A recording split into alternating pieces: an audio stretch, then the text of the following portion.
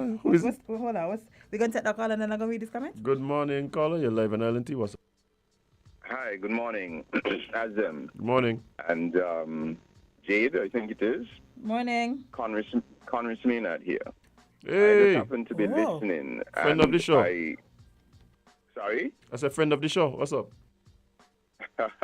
I'm cool. I just happen to be listening, and it's unfortunate what I'm hearing or what I've been told that is being said. Mm-hmm. I just want to take this opportunity to make sure that it is very clear what transpired yesterday. You know where my constituency office is. We're just on the corner of St. Johnson Avenue to go up to the community center.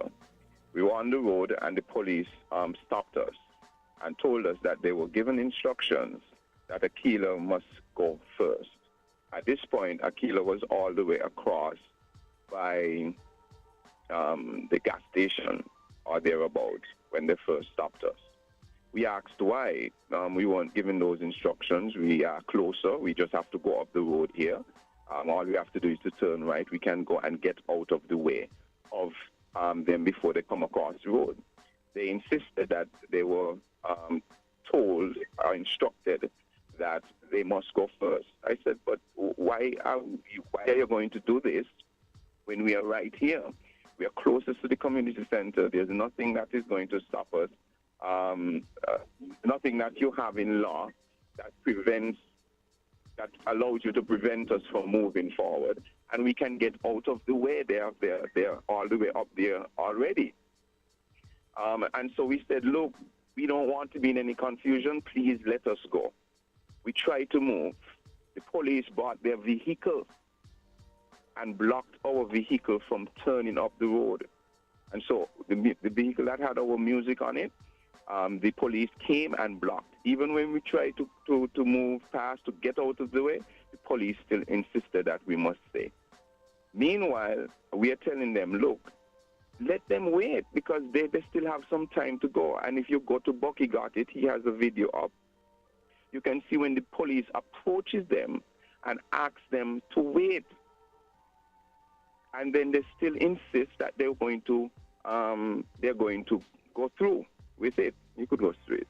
I was actually close by. I was going to come into the studio, but since I got you on the phone, they disregarded the request from the police and pushed through. And if you look at the video, it's a good thing that these things are recorded.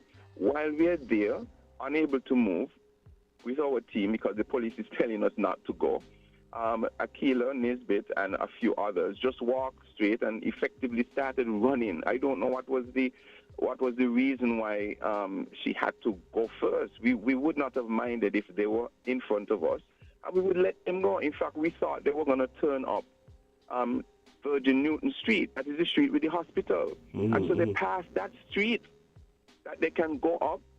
We have gone up that street before. People have gone up that street before to get to the same community center, and they decided not to. They came over to where our persons were. So I heard that someone called in earlier. I didn't hear it for myself. You can verify for me. And saying that I instructed my people to stay in order to cause confusion. That is absolutely the furthest thing from the truth. We were trying to get out of the way. I am a peaceful fellow. I don't want to have any confusion. We could have moved on, get out of the way. As you say, it's not a very long process. But there was some insistence that they must go first. And even while we are ahead, you can see, look at the video. Bucky has got it, and I'm going to look at it. We have a live as well. I haven't had a chance to go back and look at it. You can see them coming to our people. Now, what is that? We're saying that is unnecessary in this political climate. Why is it that some people are seeking to cause confusion? We do not want any confusion. We want a peaceful transition of power here in this country. But it seems that some people believe that a method, maybe to unravel me or to make me lose my calm, which they won't be able to do, they're trying these tactics. And so we condemn any efforts to try and introduce confusion into this election. What happened yesterday was completely unnecessary. Completely unnecessary. And it must have been part of their thinking that, hey, let us go there because we know that they're going to rile up supporters and so on. I actually went to my supporters and tried to tell them, look, do not go and engage them. Let us go up the road. But at that time, the police was already telling us that we can't go, that they've been told that Akila must go first, although she was way ahead. Right? And so what I did, I could have told my people to charge and to go because we were in front, but I did not. I took my time, and you would see in the video, I took my time and I went to the community center, and then I advised my supporters to not encroach on the system further and where we're supposed to go, which is not to the building. They were saying we can't even go in by the yard and so on, etc. And I said, we are going to wait here, and we're going to wait our turn, and we're going to do it decently and in order. Right? And so I'm very disappointed that these things always seem to get out of hand, and people have the gall to call in with false information and speak as if they have the truth. I would like that person who called to identify themselves to me and tell me to my face that that is what I said. Because they know very well that that is not the case. But it is part of this machinery that is to build to cause confusion. We do not want that in this country. We do not want confusion. But Konris, I appreciate you taking the time to call in and clarify and give your account of what went down yesterday.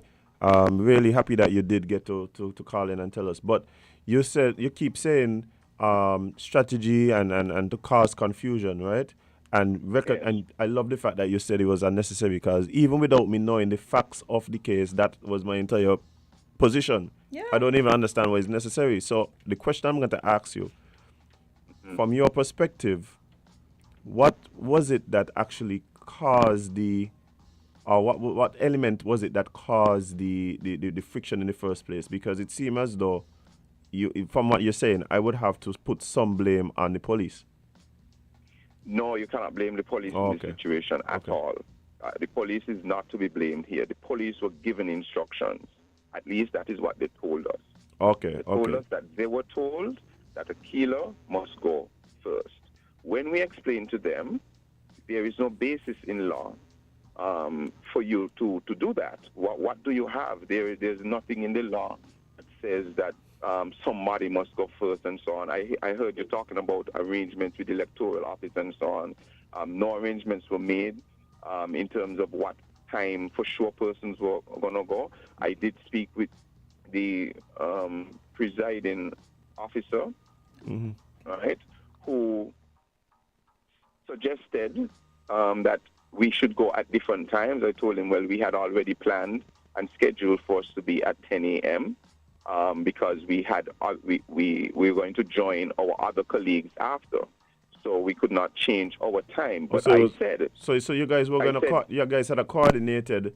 Yesterday was coordinated between the constituencies, and so based on what you guys had planned. So we were to nominate at 10 a.m. When we were finished, we were going to join Marsha at 11:15 a.m. Okay. Right.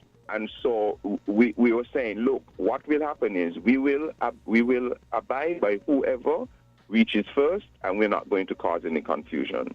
So if PLP was on the road first, and let's say they turned up Virgin Newton Street and they were in front, absolutely we will not engage them. In fact, there are two gates to that community center. We could have been on one side, and PLP could have been on another side at that time. So there was absolutely no need. There was no need at all for one PLP to come across by my constituency office. All of my people were. We have 2 streets to the community center. They passed one to come over by our street. What else do you need to see? So the police is not to be blamed. In here, they were put in a very, very uncomfortable position, because here they are being told, and I told them, look, you have to tell your supervisor, what authority is he doing this?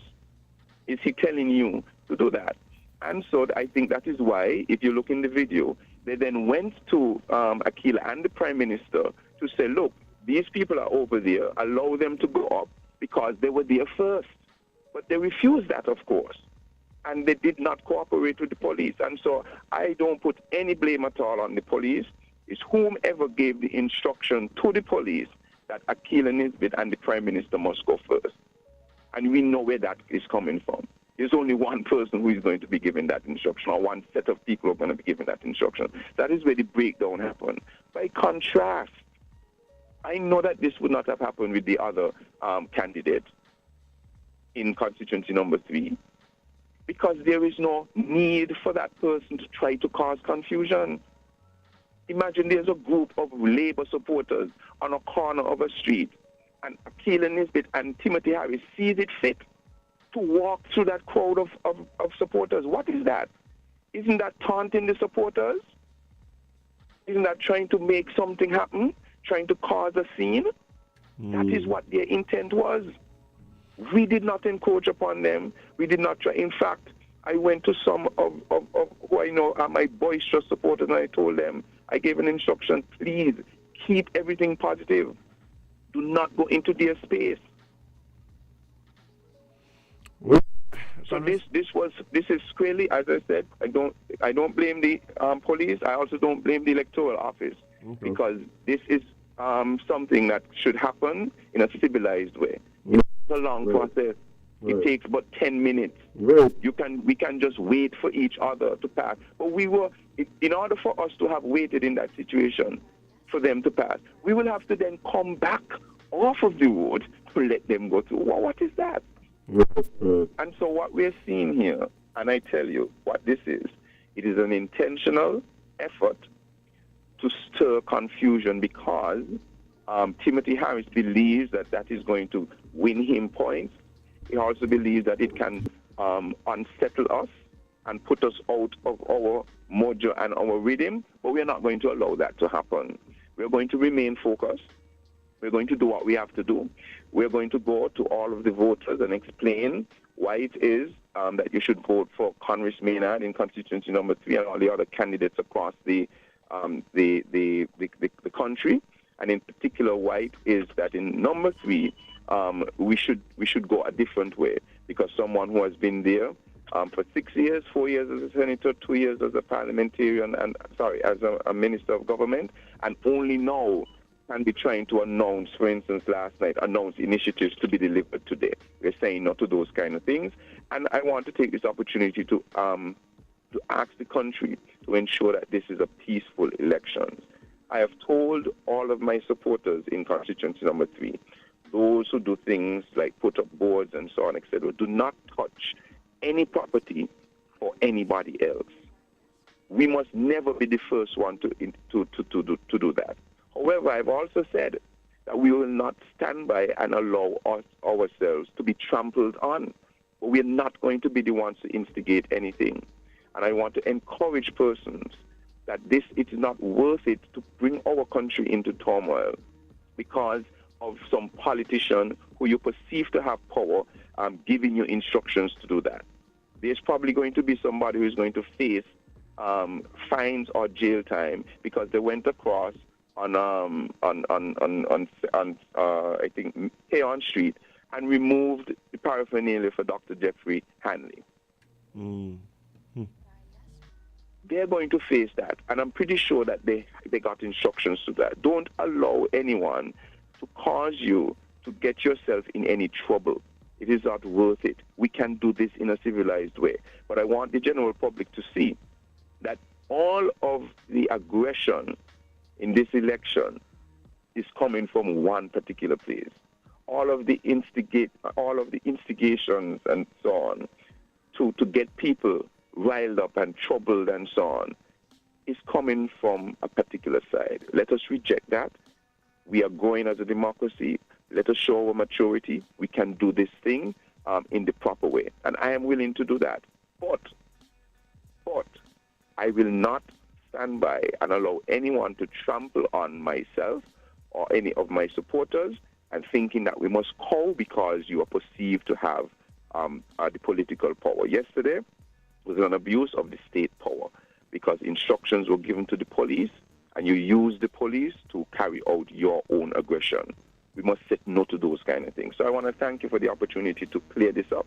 And that person who called or anybody else who called and wants to challenge me on what I have said, my number is 668-3811. And I'm pretty sure you would provide a forum for anyone to come with any alternative information to challenge me. I'm ready and available for that at any time. But thank you again for this opportunity.